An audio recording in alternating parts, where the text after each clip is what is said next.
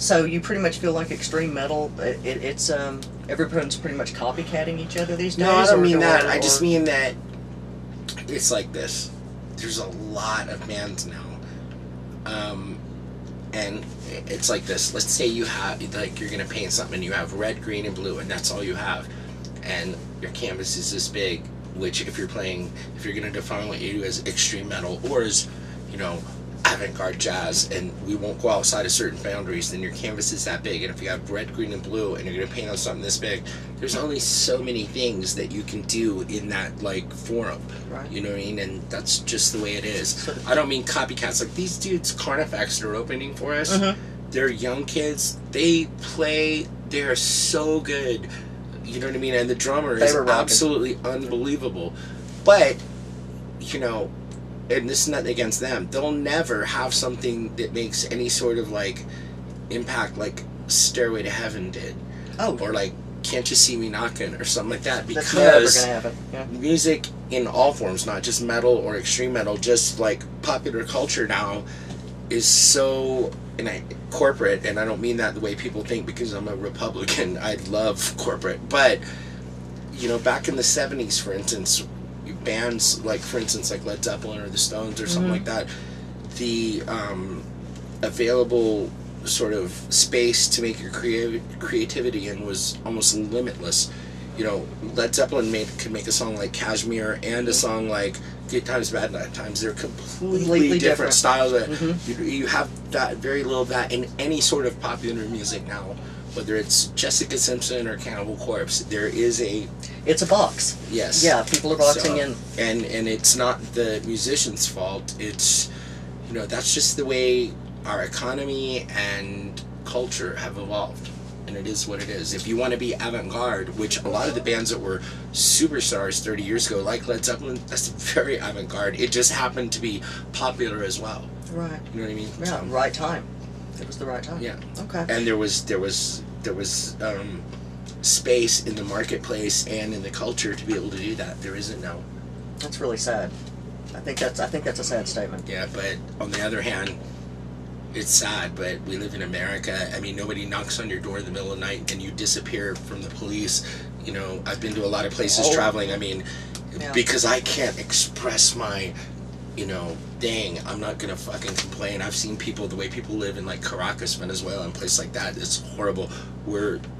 If that's your major complaint, that your band can't become millionaires because you can't do the thing you want to do, you should go around and see how the rest of the world lives, and then get back and kiss the fucking ground when you get back here, because we're very lucky to live here. Yeah, I totally agree. So with that. Yeah. I'm not emotionally, like, involved in that whole, you know, the world owes it to me to give me my voice. Well, you're not spoiled rotten. That's what you're saying. Exactly. But on the other hand, you know, I've gotten a lot too, so it's easy for me to say that. But you know, still, people, you know, the idea that that's a major, like, you know, cross you have to bear, that I can't get a record deal or sell this many records and make this much money because the world won't listen to my vision, is just a fucking being a pussy. Yeah.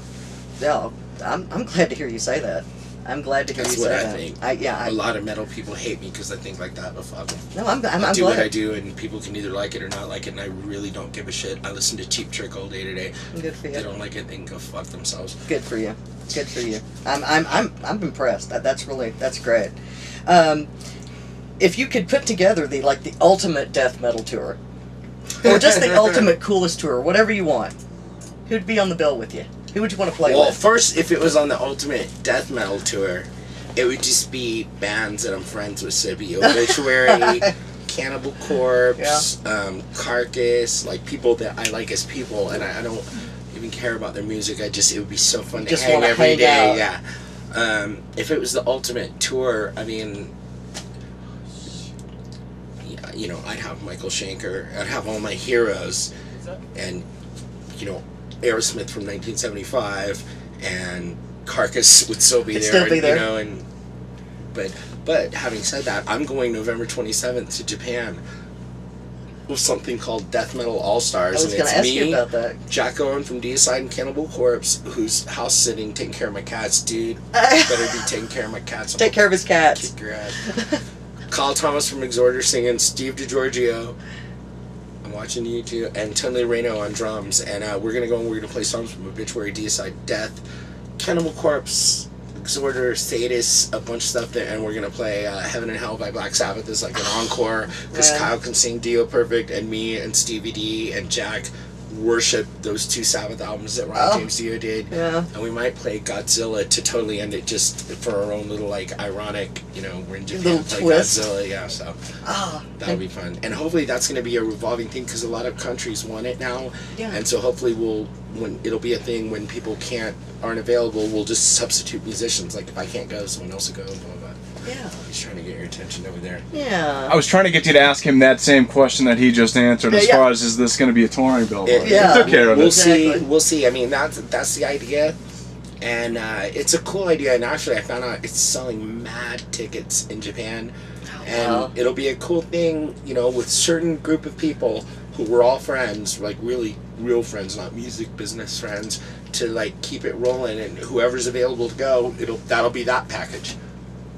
Now, how am I going to get to Japan? I've got to get to Japan now. They have these large machines called aircraft. I've heard of those. One puts one suitcase on them. And I've heard of those. Those are new. I've heard of those. Okay. Yeah. Well, we'll see what we can do. Maybe I can do that.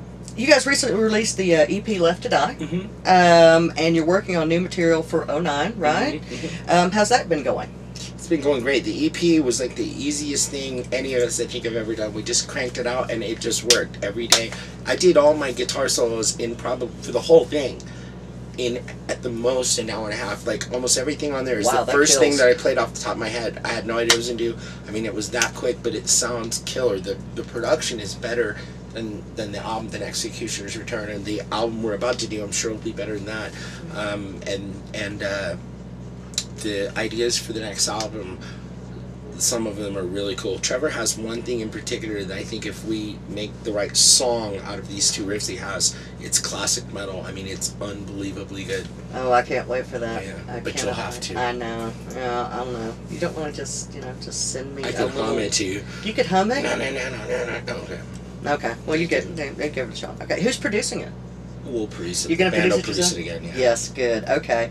So no changes anticipated to the Obituary sound? Going to stick to the sound? Well, the sound changed when I joined the band, which some people liked, some people didn't, because all of a sudden there's a lot of guitar solos, long guitar solos, and like really technical guitar solos. Some fans liked it, some didn't. But since that change already happened, then there won't be any other changes. Oh, okay. Okay, cool. Okay, great.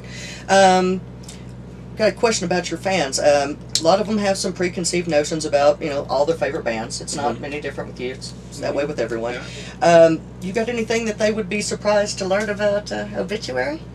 Anything you can think of? I'm not going to say anything about any of the other guys. Okay, how about it's for them to speak for themselves. But I listen, like I said today, I listen to Cheap Trick, Katie Lang, and Amy Winehouse. I listen to a wide variety of music, but then again, like I said earlier, I'm not 19 years old. I played music since I was 6 years old, and it's all I've ever done. I consume music like someone who's, a mathematician consumes numbers. I need a lot of it, and there's no way one particular style or genre could, I'd be stagnant, and this is what I do for my life. I write, and I play, and I need ideas, and I like music. I don't like... I like music for what it is. A lot of people like music for what it represents to them. In other words, they want to belong to it. They're an identity, like a clique, and their identity is tied into what they listen to and the people that listen to it, and being part of, so they can be accepted. I've never seen music like that, but like I said, I've been doing it. Like most people start that in junior high or high school. By the time I was in junior high school, I've been playing guitar 7 or 8 years. I was teaching when I was 11. I've never seen music like that, and so I listen to everything. And if people think that makes me not brutal, again, they can go fuck themselves. Thank you. There you go. There's my excuse. I'm right with him on that one. Yeah. Do you have any last words that you want to put out to your fans? Gonna see you on the tour? Support the bands that you like.